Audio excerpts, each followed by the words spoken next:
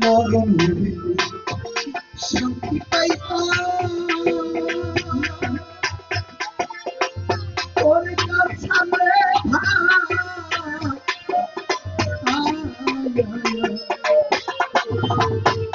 শান্তি পাইতাম ও হইতো কান্নার কষ্ট মাতি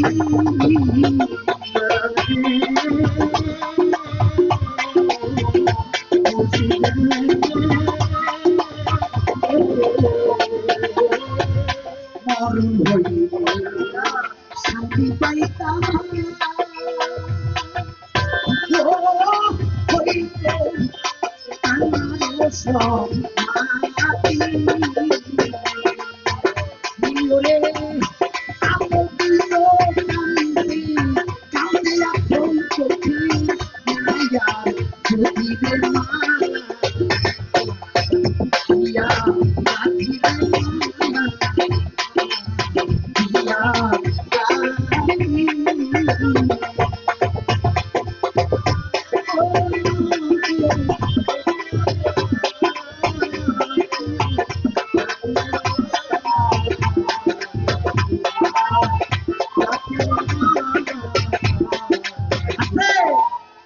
অজানা এই গানটার সাথে ব্যাখ্যা আমি অনেকে গানটাকে গেয়েছি কিন্তু মূল কথাটা বলে নেন আর যদি আমি একটা লোকের বলি যে আপনি কথাটা মীমাংসা মারবেন তাও বলবো না আমারটা আমি দিয়ে যাবো যার যার পরিচয় সে বেশি অজানা কি জানি না অজানা নদী নদী কি মায়া নদী ওই কামিনী কামসাগরের কাছে গেলাম আমি তো নিঃশ্বাস লিখি রাখুন আমি ঠিক রাখলাম না তো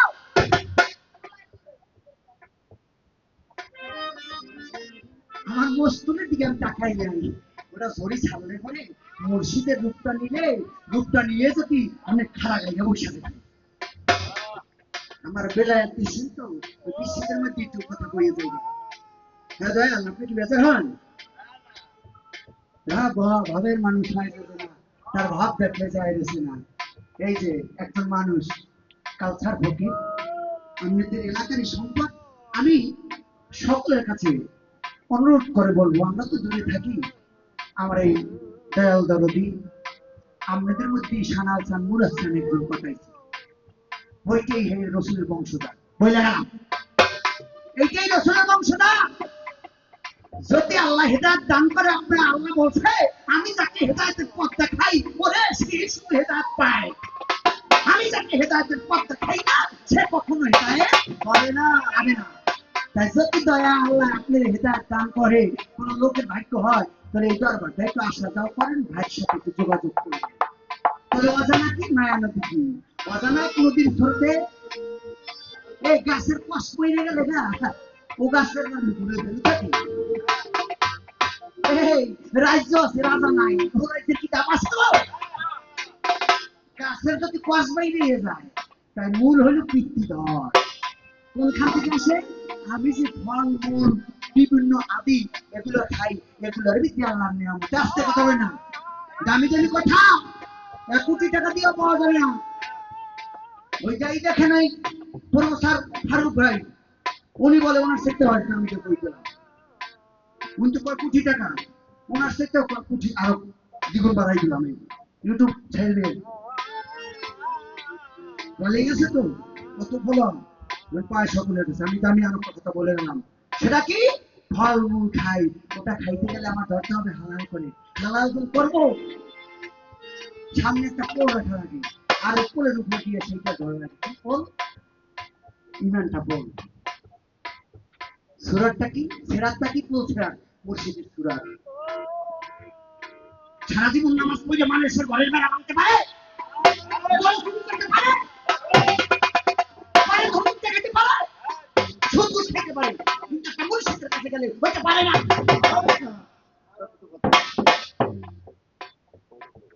মুর্শিদের হাতে যখন হাত দিয়ে বাহির কেমন করবে তখন মুর্শিদ বাতাই দেয় বাবা তুমি কিসের জন্য আসছো তুমি আমার কাছে তখন বলে হে দয়াল আল্লাহ উচিত ছাড়া কোনো কিছু দেয়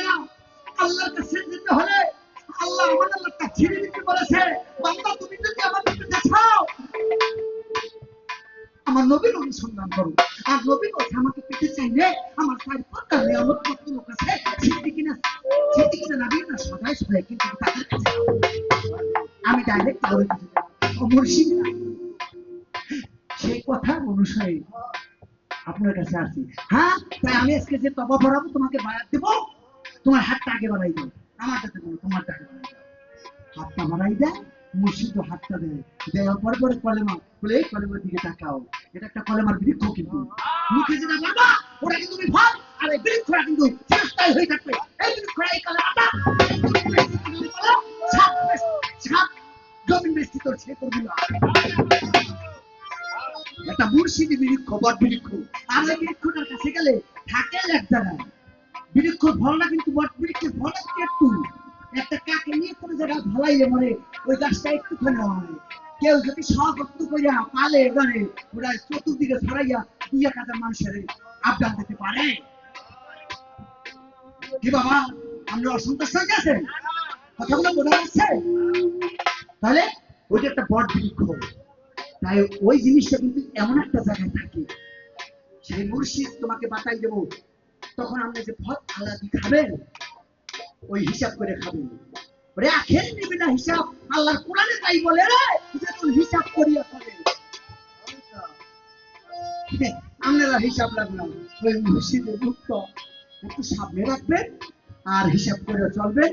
কাটা খাইলেন, কাটা ধরলেন, কোনটা খাওয়া লাগবো, কোনটা আদেশ আছে, কোনটা নিষেধ আছে, ওগুলো মানবেন যখন, তখন আপনার ভিতরে আলকা মেজগা তেটলেকা ধনী মণি, মণি থেকে রতি, রতি থেকে মতি, মতি থেকে জ্যোতি একজন বাইরে হইবে, ওইটা কাজে লাগবে, ওইটা ওলি আল্লাহ হইবে, ওইটা একটা মুমিন ব্যক্তি হবে।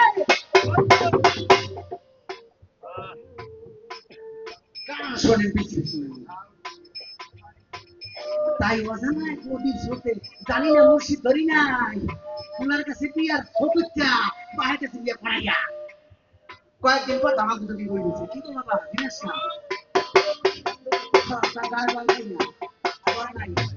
বললাই গেলে কই, ওই জন্য অজানা এক নদীর স্রোতে নদীর ওই নদীতে ফেলেছে, আমাকে যদি বই দিচ্ছে না। তা ওটার ভিতরে একজন অলিও থাকতে পারতো, একজন আত্মাও থাকতে পারে, একজন আউলিয়াও থাকতে পারে, একজন মুমিনও থাকতে পারে। সেই জিনিসটা আমি অজানা নদীর স্রোতে আমি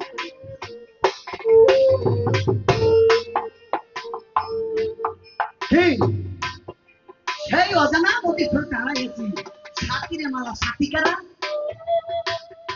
আমার যৌবন আছে, শক্তি আছে, আমার ছেলে সন্তান স্ত্রী পুত্র আমার কাছে আসবে, যখন আমার চোখে দেখবো না, যখন আমি কথা বলতে পারবো না, যখন আমি কানে কম শুনবো, আমাকে মানুষ বলে গ্রহণ করবে না। কি বাবা করবো? কাছে যাইতে চায়, কয় বুড়াটা বুড়াটা আসেন, কয় বুড়াটা কাছে তখন বইয়া, আমার জ্বালা যন্ত্রণা সহ্য হয় না, মুখের গন্ধায়, মুখ কথা শুনো গন্ধায়, এই গন্ধটা আইবো না, আইবো না রে। মরেরটাই আর যাইবে যারা, আমি তার দুইজনে কি চাকরি করি, আর যাই তার হুকুমে খালি আমি তার হুকুমি করি, আর যাইলে তার নিচে আইনে খুঁজতে পায় না ভাড়া করে। তোর ওই বিস্তার ভাড়া লাগবো না, তোর এই পিতৃ শক্তিকে তুই রক্ষা করে রাখিস। গ্যারান্টি আছে, যাবার কালে মুর্শিদের রূপটা নিতে নিতে দেখবি মারা যাবি, নবীর কালেমা তোর মুখে থাকবে, মুর্শিদের সুরাত থাকবো, তুই চলে যাবি, তোরা কেন পাবি না। আমি কথা বলছিলাম অজানা এক নদীর সাথে সাথী কারা, সাথী আমার এই বল চোখে এই 10 ইন্দ্রিয়, এগুলো শক্তি সব কমাই হয়েছি, এগুলো আমার আজকে মরিত করতে পারিনি, আমি এখনো অসালই করছি। বাবা রে, আপনারা জানেন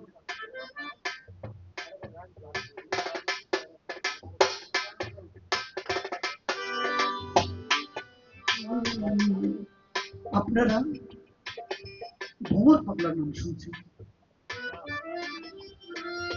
আমার দাদা পীরের এক ভক্ত, তুলাচাঁদের এক ভক্ত ভ্রমর পাগলা, এই পিতৃজন রক্ষা করার জন্য দরবারে একে একে কতটা বছর চলে গেছে। একদিন বলে, ভ্রমর রে বাবা, এক কথা বলবেন না ভাইও, মনির ভান্ডারী ভাই। ও বাবা, তুই দিবা জান কত বছর আমার কাছে আসছো, তোর ওদিকে ছেলে সন্তান কি খাইতেছে কি করতেছে, তুই খবর নিছো? বলে বাজার, যেদিন থেকে আমি আপনার হাতে হাত দিয়ে বায়াত গ্রহণ করেছি মুর্শিদ, সেদিন বলতে আমার কিছুই রাখি নাই, ও আপনার কাছে সমস্ত কিছুই আমি বিক্রি করে দিয়েছি।